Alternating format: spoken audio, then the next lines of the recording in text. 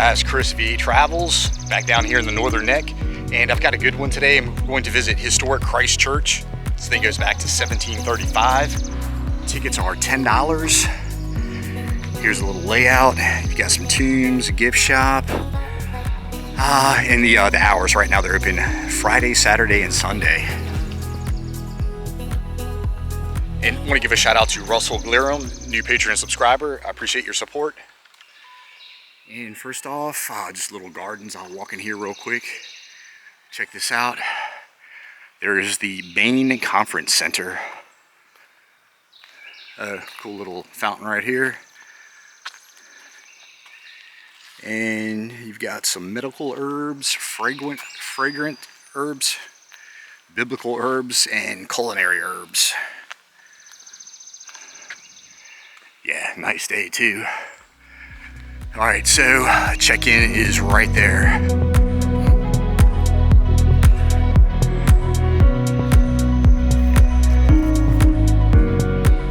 The Carter Center. And Jesse Ball DuPont from the big DuPont family up there in Wilmington, Delaware.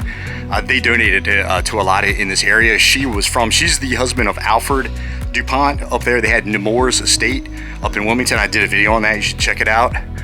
But yeah, I know when I was in Tappahannock, they had paid for the restoration of the courthouse and I think the court clerk's building. So,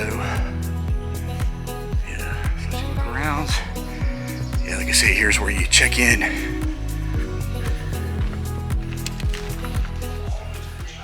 Hello. Here it is, historic Christ Church, and yeah, things didn't go as planned. I'm not allowed to film in the museum or inside the church.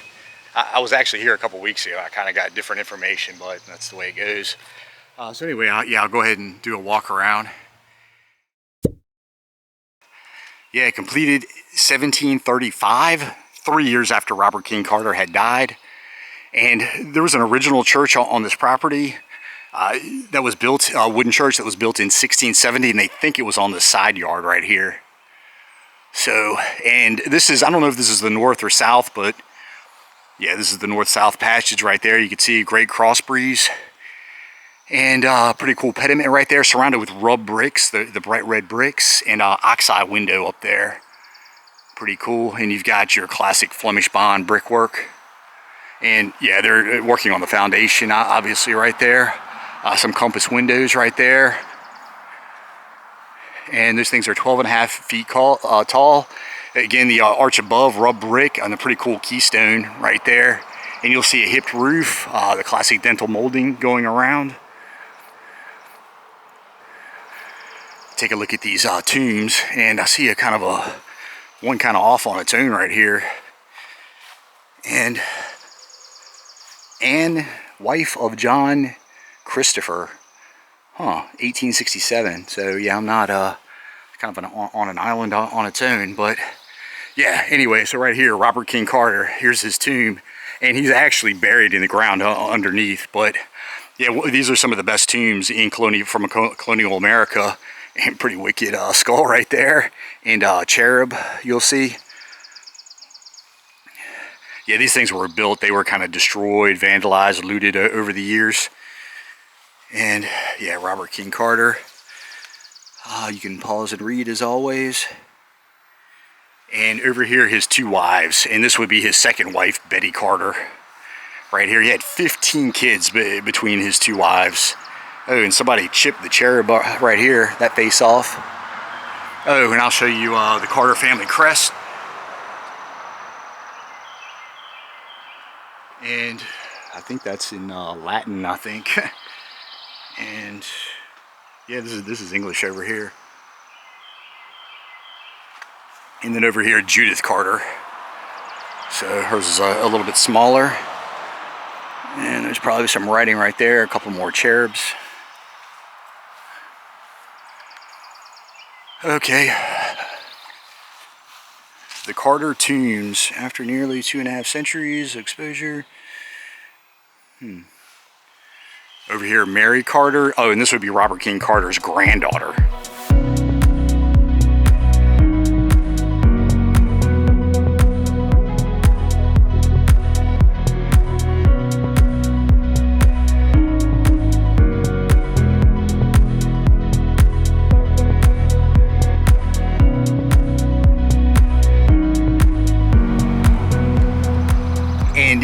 inside is the grave of John Carter, Robert King Carter's father. Oh yeah, and to let you know, obviously, as I said, Robert King Carter funded this place, but it was maintained with tax money. Back then, of course, there was no separation of church and state.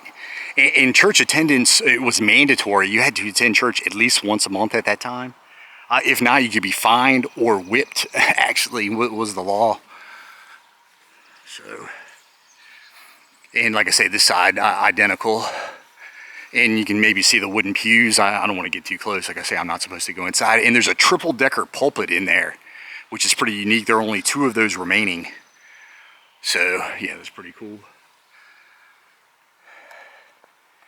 Gate back here, there's a couple markers. Oh, and Croatoman or Coratoman, I'm not sure how you pronounce it, Robert King Carter's house was 4 miles away. There was a road lined with cedar trees, and I'm thinking maybe this is supposed to be the beginning of it.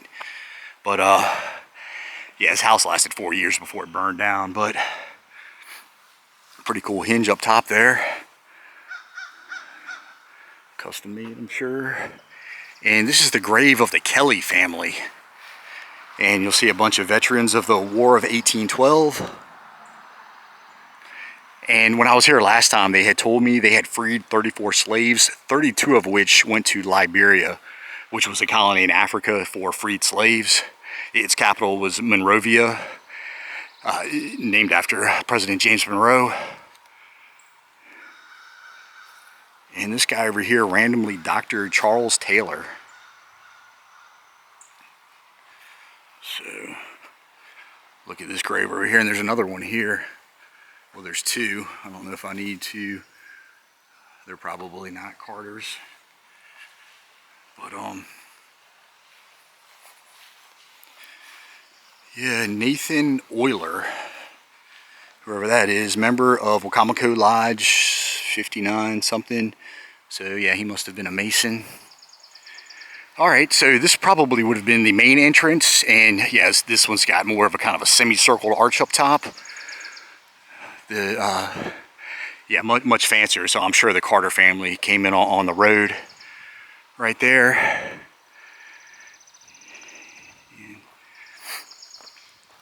All right, again, you can see the pine. The pews are made of pine, and straight ahead, there's a walnut wall with the 10 Commandments, and I think the Lord's Prayer, I believe, was on there. And there's a pretty fancy baptismal fountain in there as well. And the Carters have their own pew up front, so pretty neat. Alright, so yeah, kind of wrapped around. A couple more graves over here. Let's see what these are. And yeah, you can see, I think William and Mary students do archaeology work out here. And this would be Peter Chase, and the Chase family lived here through the Civil War. So, in these Anglican churches, they died out, of course, after the American Revolution, and that's when attendance dipped off. And by the mid-1800s, this thing was pretty much done, fell into ruin before it was restored. Alright, like I said, there's a pretty cool museum inside. Unfortunately, I can't walk around, but that's going to be it for Historic Christ Church out here in Lancaster. So, as always, like and subscribe. You can follow me on Instagram and support me on Patreon. See ya.